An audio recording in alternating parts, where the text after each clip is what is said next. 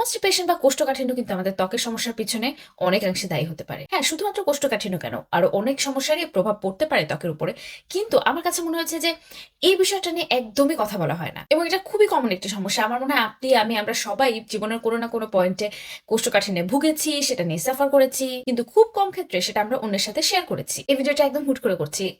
আসলে আমি Warwickshire bowel and hernia সেন্টারে একটা রিসার্চ পড়ছিলাম এই কনস্টিপেশনের সাথে এক্সেমার যে রিলেশন সেটার উপরে, এবং রিসার্চ ফাইন্ডিং এ খুব ইন্টারেস্টিং একটা জিনিস ছিল যে তাইওয়ানে 1,70,000 মানুষের উপর একটা রিসার্চ করা হয়েছিল, যেখানে দেখা গেছে যে যাদের কনস্টিপেশন আছে বা কোষ্ঠকাঠিন্যের সমস্যা আছে তাদের এক্সেমা হওয়ার সম্ভাবনা দ্বিগুণ। আরেকটা ইন্টারেস্টিং স্টাডি ছিল যেটা করা হয়েছিল জাপানে 67,000 নবজাতক শিশুর উপরে, এবং সেখানে দেখা গেছে যে বাচ্চাগুলোর বা নবজাতক শিশুদের 1 বছরের কম সময়ের মধ্যে কনস্টিপেশন জাতীয় সমস্যা ছিল, তাদের পরবর্তী জীবনে এক্সেমার যে প্রকোপ সেটা বেশি দেখা গেছে, মানে তারা হায়ার রিস্কে আছে। তাই আমার কাছে মনে হলো যে বিষয়টা নিয়ে আসলে কথা বলা দরকার, যে এই কোষ্ঠকাঠিন্যের সমস্যাটা আমরা অনেকেই ভুগে থাকি, কিন্তু আমরা আসলে মুখ ফুটে অনেকে বলতে পারি না। তো এটাই প্রমাণ করে যে কোষ্ঠকাঠিন্যের সমস্যার সাথে আসলে ত্বকে কতটা সম্পর্ক রয়েছে। বিষয়টা এমন না যে কোষ্ঠকাঠিন্য হলেই আপনার ত্বকের সমস্যা হবে, কিন্তু এটা একটা কারণ হতে পারে। আমরা কিন্তু আমাদের ত্বকের মাধ্যমে টক্সিন রিলিজ করি, ঘামের মাধ্যমে বা অন্যান্য উপায়।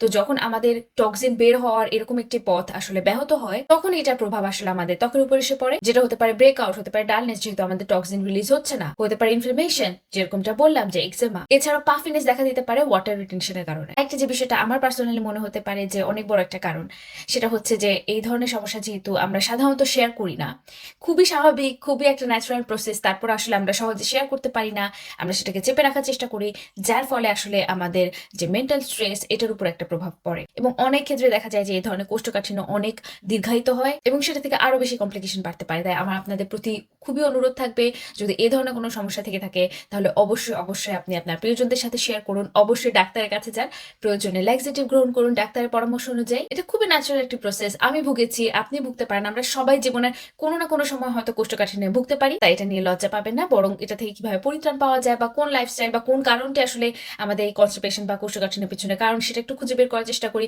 ডাক্তার পরামর্শ নেই এবং সুস্থ হয়ে যাই। এই ভিডিওর উদ্দেশ্য কোনো মেডিকেল সাজেশন দেওয়া নয় অবশ্যই, কারণ আমি কোনো মেডিকেল এক্সপার্ট নই। আমি জাস্ট এই ছোট ছোট জিনিসগুলো মাঝে মাঝে ধরিয়ে দেবো, কারণ আমাদের ত্বকের উপরে আসলে অনেক কিছুর অনেক প্রভাব থাকে, এক্সটার্নাল অনেক বিষয় থাকে স্কিন কেয়ারের বাইরে গিয়ে। তো হয়তো কিছু কিছু জিনিস হয়তো আপনারা মিস করতে পারেন, বা হচ্ছে আপনাদের জীবনে কিন্তু আপনারা কারণটা খুঁজে পাচ্ছেন না। তাই মাঝে মাঝে আমি একটু মনে করিয়ে দিব, যাতে করে হয়তো বা আপনার ক্লিক করতে পারে, হ্যাঁ এতদিন ধরে যে সমস্যাটা কারণ খুঁজে পাচ্ছিলাম না, হয়তো বা ফাইনালি আমি বুঝতে পেরেছি কি থেকে হচ্ছে, এবং তারপরে আপনারা সঠিক চিকিৎসা নিয়ে, সঠিক পরামর্শ নিয়ে সেটা সমাধান করতে পারেন। সবাই ভালো থাকবেন, বাই।